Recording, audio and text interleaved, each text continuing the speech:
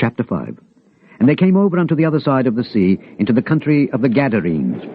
And when he was come out of the ship, immediately there met him out of the tombs a man with an unclean spirit, who had his dwelling among the tombs, and no man could bind him, no, not with chains, because that he had been often bound with fetters and chains, and the chains had been plucked asunder by him, and the fetters broken in pieces. Neither could any man tame him.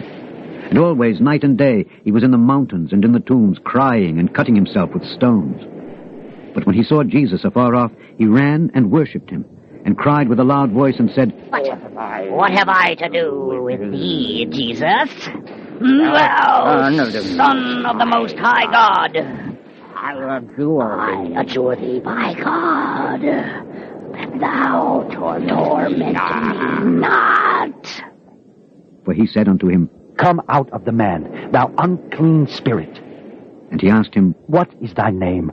And he answered, saying, My name is Legion, for we are many. And he besought him much that he would not send them away out of the country. Now there was there, nigh unto the mountains, a great herd of swine feeding. And all the devils besought him, saying, Send us into the swine, that we may enter into them. And forthwith Jesus gave them leave. And the unclean spirits went out and entered into the swine, and the herd ran violently down a steep place into the sea. They were about 2,000, and were choked in the sea. And they that fed the swine fled, and told it in the city and in the country.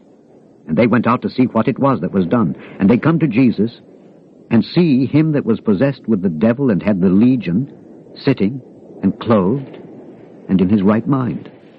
And they were afraid. And they that saw it told them how it befell to him that was possessed with the devil, and also concerning the swine. And they began to pray him to depart out of their coasts. And when he was come into the ship, he that had been possessed with the devil prayed him that he might be with him. Howbeit Jesus suffered him not, but saith unto him, Go home to thy friends, and tell them how great things the Lord hath done for thee, and hath had compassion on thee. And he departed, and began to publish in Decapolis how great things Jesus had done for him. And all men did marvel. And when Jesus was passed over again by ship unto the other side, much people gathered unto him, and he was nigh unto the sea. And behold, there cometh one of the rulers of the synagogue, Jairus by name, and when he saw him, he fell at his feet, and besought him greatly, saying, My little daughter lieth at the point of death.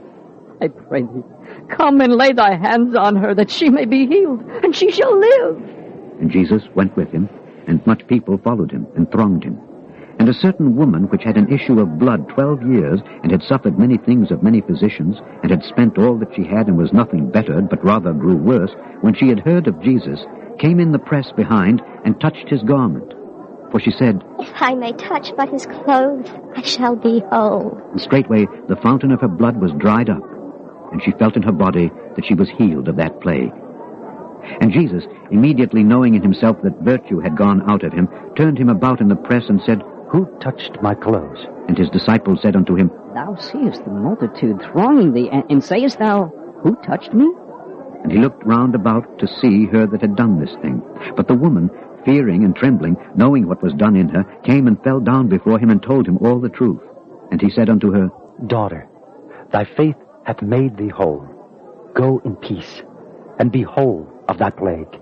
While he yet spake, there came from the ruler of the synagogue's house certain which said, Thy daughter is dead. Why troublest thou the master any further? As soon as Jesus heard the word that was spoken, he saith unto the ruler of the synagogue, Be not afraid, only believe. And he suffered no man to follow him, save Peter, and James, and John, the brother of James.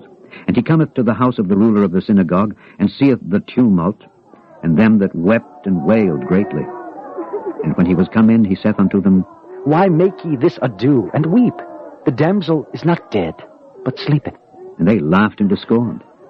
But when he had put them all out, he taketh the father and the mother of the damsel, and them that were with him, and entereth in where the damsel was lying. And he took the damsel by the hand, and said unto her, Talitha cumi, which is, being interpreted, Damsel, I say unto thee, arise. And straightway the damsel arose and walked, for she was of the age of 12 years. And they were astonished with a great astonishment.